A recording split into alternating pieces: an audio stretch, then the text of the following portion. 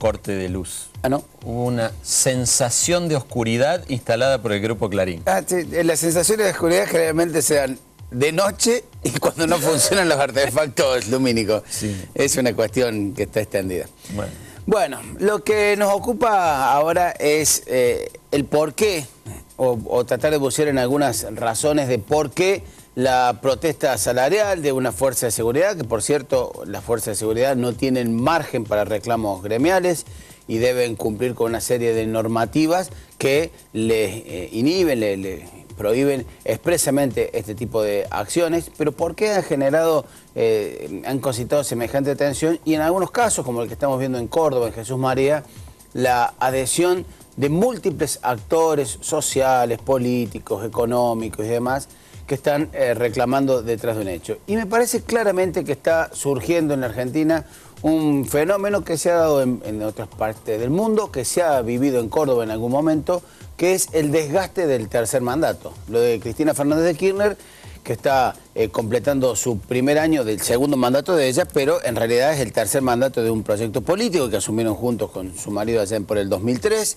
con un equipo de gobierno que por cierto ha ido variando, pero forman parte del mismo grupo que llegó desde Santa Cruz allá, como decíamos, por el 2003, y que el núcleo duro, la raíz digamos, de aquel equipo que acompañaba en su momento a Néstor Kirchner se mantiene con personajes como Devido, Zanini, Parrilli, en definitiva, ese núcleo que está más cercano a la presidenta, tengan o no en su momento algún grado de incidencia diferente. Pero en definitiva, lo que surge en un momento determinado es este desgaste de estar tantos años en el gobierno y a veces ir perdiendo algún tipo de reacciones. Porque si uno repasa el conflicto que ahora nos ocupa, en la mayoría de los errores los comete el propio gobierno. Los admite el propio gobierno en algún momento cuando Cristina habla de los bajísimos salarios que cobraban los gendarmes, cuando murieron en un accidente después de intervenir en un conflicto en la provincia de Chubut.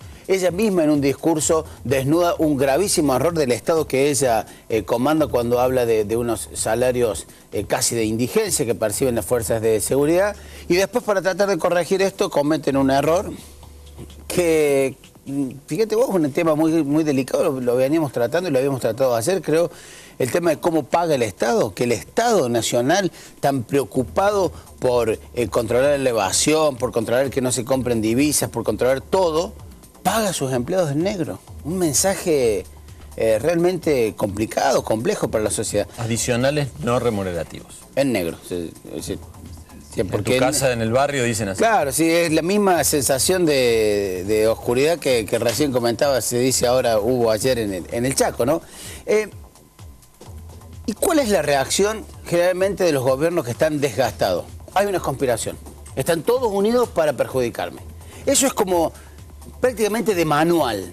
Esto es una reacción de manual. Siempre ocurren ocurre un hecho donde hay una protesta, donde interviene más de un actor social, dice, no, acá se están uniendo tales y tales y tales factores solo para desgastarme, solo para erosionar mi poder.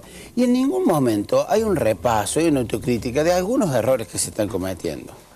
Y la presidenta, como ser, dilapida todos los días parte de su capital político. El capital político que lo tiene legítimamente obtenido después de una elección que ganó sin ninguna discusión, por un porcentaje de votos muy importante, con una diferencia abismal al segundo y demás.